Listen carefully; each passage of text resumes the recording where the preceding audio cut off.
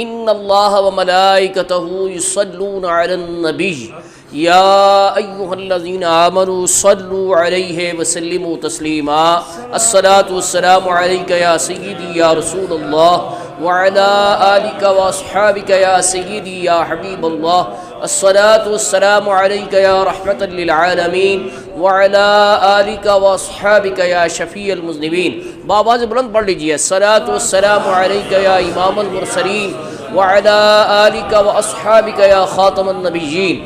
رب اشرح لی صدری ویسر لی امری واحلل عقدۃ من لسانی یفقهوا قولی۔ صلی اللہ علی النبی الامی وآلہ صلی اللہ علیہ وسلم، صلاۃ وسلام علیک یا سیدی یا رسول اللہ۔ یہ ستمبر کا عیسوی لحاظ سے مہینہ ہے۔ اس کی 7 تاریخ کو پاکستان کی قومی اسمبلی کو ایک بہت بڑا شرف اور اعزاز ملا کہ انہوں نے حضور اکرم صلی اللہ علیہ وسلم کی ختم نبوت کے منکرین کو دائرہ اسلام سے خارج کر دیا۔ بہت بڑا شرف اور اعزاز ہے، اور قومی اسمبلی کی تاریخ میں یہ قرارداد ایسی قرارداد ہے کہ جس کو حکومتی اور اپوزیشن دونوں کے ممبران نے متفقہ طور پر پاس کرنے کے شرف حاصل کیا۔ یہ بہت بڑی سعادت اور بہت بڑی خوش بختی پاکستان کی اسمبلی۔ اس پہ کچھ لوگ ہمارے سوال کرتے ہیں کہ جناب قرآن و سنت کی روح سے جب ختم نبوت کے منکرین دائرہ اسلام سے خارج ہیں تو پھر قومی اسمبلی سے خارج کرانے کا کیا فائدہ؟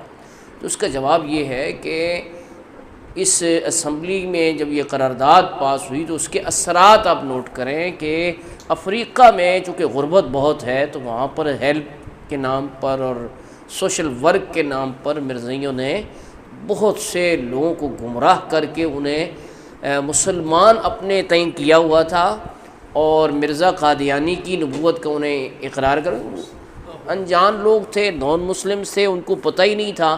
تو جب یہ پاکستان سے قومی اسمبلی سے یہ قرارداد پاس ہوئی تو وہ ہزاروں افراد جو کہ در حقیقت مرزائی تھے لیکن اپنے آپ کو مسلمان سمجھتے تھے، مولانا شاہ امن نورانی رحمۃ اللہ علیہ کا بیان ہے کہ وہ ہزاروں افراد کلمہ پڑھ کے دائرہ اسلام میں داخل ہوئے۔ انہوں نے یہ کہا کہ جس علاقے سے یہ فتنہ اٹھا ہے وہاں کی قومی اسمبلی کیا حکومتی کیا اپوزیشن ارکان جب متفقہ طور پر ایک قرارداد پاس کر رہے ہیں تو پھر اس میں بڑا وزن ہے۔ جی تو کہنے کا مقصد یہ کہ یہ اس کے اثرات اور فوائد ہوئے، اور اس کے بعد سے پوری دنیا میں ان کا مطلب ہے ایک میسج گیا کہ اس پر کسی کوئی اختلاف نہیں ہے، چاہے کسی بھی اسکول آف تھاٹ سے متعلق ہو، سب نے متفقہ طور پر یہ کہا کہ رسول کریم صلی اللہ علیہ وسلم کی ختم نبوت سے غداری کرنے والا مسلمان ہو سکتا تو یہ اس کے فوائد ہیں۔ عالم کفر آج بھی ہیومن رائٹس کے نام پر، انسانی حقوق کے نام پر اس قرارداد کو ختم کرنا چاہتا ہے۔ پاکستان کے قانون میں اب لکھا ہوا ہے کہ مرزائی جو ہیں وہ دائرہ اسلام سے خارج ہیں، تو قانونی طور پر بھی آئینی لحاظ سے بھی، اور یہ ہونا بھی چاہیے تھا کہ آپ کے علم میں ہونا چاہیے کہ مرزائی جو ہیں یہ ختم نبوت کے منکر بھی ہیں اور پاکستان کے بننے سے پہلے سے پاکستان کے مخالف ہیں۔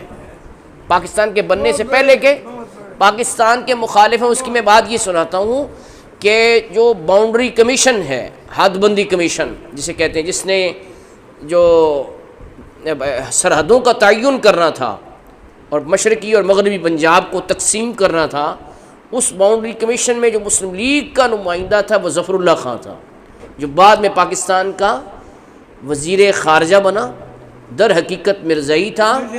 اس نے غداری کی اور 2 اضلاع جو مسلم اکثریتی ضلع تھے، گرداسپور اور بٹالہ، اس میں مسلمان اکثریت میں ہیں، ان کو اصول کے تحت کہ جہاں مسلمان اکثریت میں وہ پاکستان میں آنے چاہیے تھے علاقے، لیکن انہوں نے جان بوجھ کر وہ علاقے انڈیا میں شامل اس لیے کیے کہ اگر یہ شامل کرتے ہیں تو قادیان جو مرزائیوں کا مرکز ہے وہ بھی پاکستان میں شامل ہو جانا چاہیے تھا۔ تو حد بندی کمیشن میں اس وقت جو مرزا قادیانی کا بیٹا اس خلیفہ کہلاتا تھا، مرزا قادیانی تو 1908 میں مر چکا تھا، تو اس کا بیٹا موجود تھا، اس کا خلیفہ اسے کہتے ہیں، اس نے یہ بیان دیا، اور یہ اس کو آپ کو یاد کر لینا چاہیے کیونکہ مرزائی پوری دنیا میں دہائی دیتے ہیں کہ لو جی ہمیں کافر کہہ دیا، ہمیں دائرہ اسلام سے، دیکھو جی ہمارے پاکستان میں ہم پہ کتنا ظلم ہو رہا ہے، کتنا ہم پہ ستم ہو رہا ہے۔ جی تو اس حد بندی کمیشن میں، جیسے انگلش میں باؤنڈری کمیشن کہتے ہیں، اس میں مرزا قادیانی کے بیٹے نے یہ بیان دیا کہ قادیان کو پاکستان میں شامل نہ کیا جائے، کیونکہ پاکستان مسلمانوں کا ملک ہے اور ہم مسلمان نہیں ہیں۔ یہ اس میں اس نے خود لکھ کے دیا، خود لکھ کر دیا۔ تو اب کیوں دعائی دیتے ہیں کہ جی ہمیں کیوں دائرہ اسلام سے خارج قرار دیا ہے، کیوں نہیں ہمیں مطلب پاکستان میں مسجد بنانے کی اجازت نہیں ہے؟ ہاں جی، اس طرح کی دعائی دیتے ہیں۔ کبھی ٹرمپ کے پاس چلے جاتے ہیں، امریکی صدر ٹرمپ کے پاس دعائی دیتا ہوا ایک کلپ مشہور ہے سوشل میڈیا پر کہ ایک قادیانی جو ہے وہ سابقہ امریکی صدر ٹرمپ کے پاس کھڑا ہو کر دعائی دے رہا ہے، اور جو گورنر تحصیل کا بیٹا ہے وہ ٹرانسلیٹر بن کے ٹرانسلیٹ کر رہا ہے کہ جی مرزائیوں پہ بڑا ظلم ہو رہا ہے، بڑی باعثنس کے ساتھ ان کا سلوک ہو رہا ہے پاکستان میں۔ تو اسی سے بات سمجھ جانی چاہیے، مرزائیوں کی آنکھیں کھل جانی چاہیے کہ جو کافر جن کی ہیلپ کر رہے ہیں، بنانے والے بھی وہی ہیں انگریز، اس فتنے کو اٹھانے والے بھی انگریز ہیں۔ آپ پڑھیں کتاب arrival of British empire in India, اس کتاب کے اندر یہ لکھا ہوا ہے کہ اس میں انگریزوں نے کہا کہ ہم لمبے عرصے تک حکومت کیسے کر سکتے ہیں۔ انہوں نے کہا جی ایک نبی تیار کرو اور وہ پہلا اپنا فتویٰ یہ جاری کرے کہ جہاد نہیں کرنا، کیونکہ جو جذبہ جہاد ہے وہ مسلمانوں کو بڑی طاقت اور پاور دیتا ہے، تو یہ جذبہ جہاد ختم ہونا چاہیے۔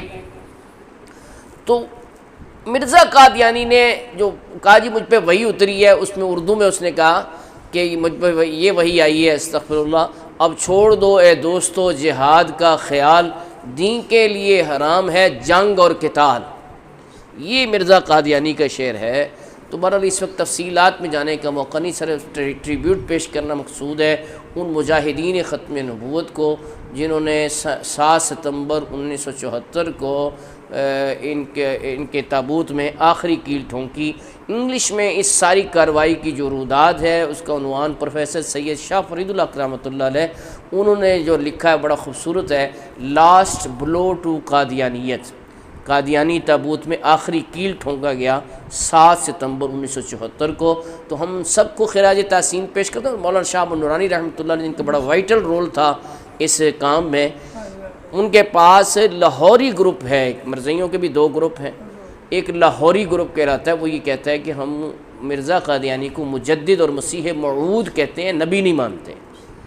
تو وہ حاضر ہوئے، ان کا جی ہمارا نام اس میں سے نکال دیں کیونکہ ہم اسے نبی تسلیم نہیں کرتے، مجدد اور مسیح موعود کہتے ہیں۔ تو علامہ شاہ نورانی نے انکار کر دیا۔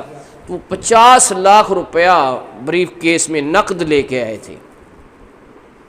تو انہوں نے کہا جی ہم 50 لاکھ روپیہ بھی آپ کے لیے بطور نذرانہ لے کے آئے ہیں، تو صرف ایک لفظ نکالنا ہے لاہوری، یہ نکال دیں تو ہم بڑے خوش ہوں گے، اور یہ 50 لاکھ روپے آپ کے لیے نظر بھی لے کے آئے ہیں۔ اس دور کا 50 لاکھ آج کا میرے خیال ہے 50 ارب نہیں تو 50 کروڑ ضرور ہے۔ 1974 کا جو 50 لاکھ ہے وہ اگر ارب نہیں تو 50 کروڑ ضرور ہوگا آج کا۔ تو انہوں نے ایک انسانی فطرت ہوتی ہے کہ وہ جب دیکھتا ہے نا کوئی چیز تو وہ ڈگمگا جاتا ہے۔ تو انہوں نے بریف کیس کھول دیا تو اس میں نئے نئے نوٹوں کی گڈیاں پڑی ہوئی ہیں، 50 لاکھ روپے ہیں۔ کھول کے جب رکھ دیا تو آپ نے فرمایا کہ یہ واپس لے جاؤ، اور تمہیں یہ جرت کیسے ہوئی ہے کیونکہ تم بڑے لیٹ آئے ہو، ہمارا سودا ہو چکا ہے۔ انہوں نے کہا جی اور کس نے آپ کو خریدا ہے، کس نے سودا کیا ہے؟ انہوں نے کہا ہمارا سودا مدینہ پاک میں ہو چکا ہے، ہم بازار مصطفیٰ میں بک چکے ہیں، اب ہماری کوئی بولی نہیں لگا سکتا۔ آپ کے جواب کو ایک شاعر نے یوں نظم کیا ہے کہ تخت سکندری پر وہ تھوکتے نہیں ہیں۔ سکندر جس نے آدھی دنیا سے زیادہ جگہ فتح کی تھی، اس کے تخت پر کہا کون لوگ ہیں وہ تھوکنے کی قابل بھی نہیں سمجھتے۔ تخت سکندری پر وہ تھوکتے نہیں ہیں، بستر لگا ہوا ہے جن کا تیری گلی میں، بستر لگا ہوا ہے جن کا تیری گلی میں۔